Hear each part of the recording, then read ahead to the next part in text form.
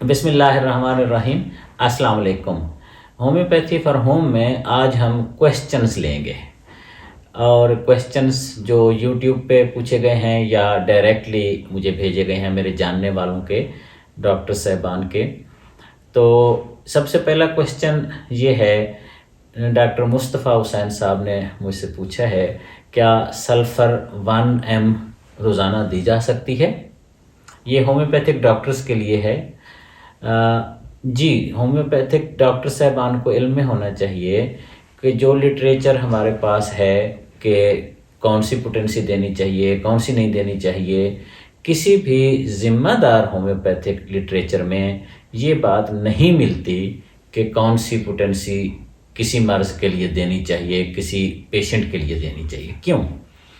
इसलिए कि ये होम्योपैथी की खूबसूरती और आर्ट है कि आपने फ़ैसला करना है, आपके पेशेंट ने फ़ैसला करना है जो आपके सामने बैठा है। वो दुनिया का कोई इंसान नहीं अंदाज़ा कर सकता, कोई भी नहीं कर सकता आप और आपके पेशेंट के अलावा, कि पेशेंट की ससेप्टेबिलिटी कितनी है, रिसेप्टिबिलिटी कितनी है और उसकी तकालीफ कैसी हैं, उसकी विल पावर कितनी है, उसकी वाइटल फोर्स किस कंडीशन में है।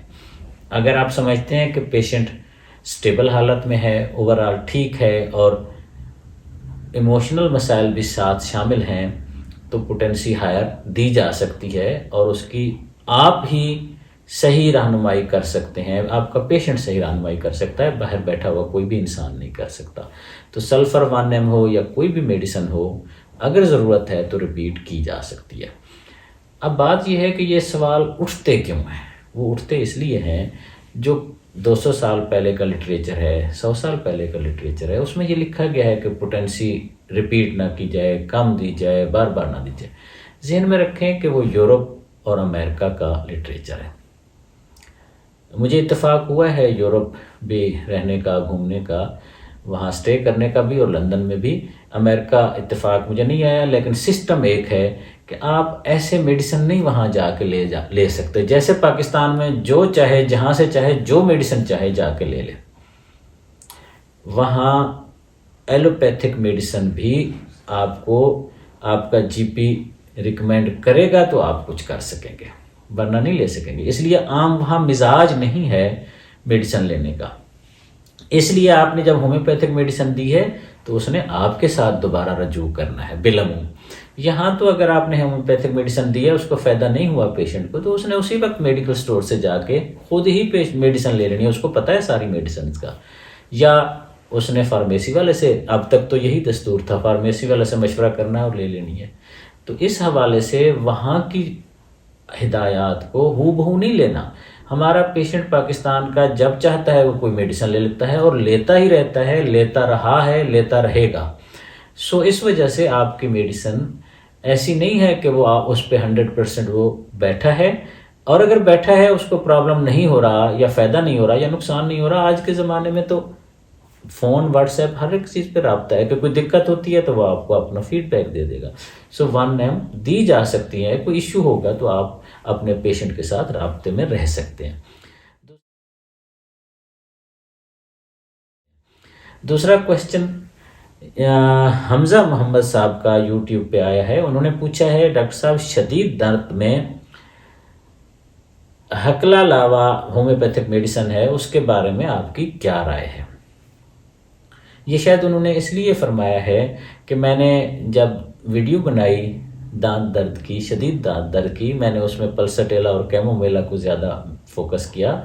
तो डॉक्टर साहब होंगे यकीनन ये भी, हमज़ा मोहम्मद साहब, उनकी राय बिल्कुल ठीक है। हकला लावा शदीद दांत दर्द में अक्सर बहुत मुफीद साबित होती है।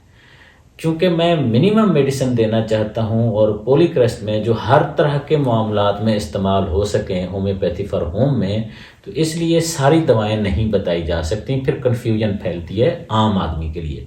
मेरी वीडियोस बिलअमूम जनरल पब्लिक के लिए हैं, जो होम्योपैथी में इंटरेस्टेड होते हैं, उनके घर के मामलात के लिए। इसलिए इन वीडियोस को मैं नाम देता हूँ होम्योपैथी फॉर होम के लिए। दांत दर्द की डॉक्टर साहब बेशुमार दवाएं हैं और उनमें हकला लावा अहम तरीन दवा है। मैं एग्री करता हूँ सर आपसे, लेकिन मैंने बाहर लिमिटेड मेडिसिन बतानी होती हैं जो ज़्यादा मुफीद हो सकती हैं या वो मेडिसिन और भी बेशुमार मसाइल और मामलात में फ़ायदेमंद हो सकती है।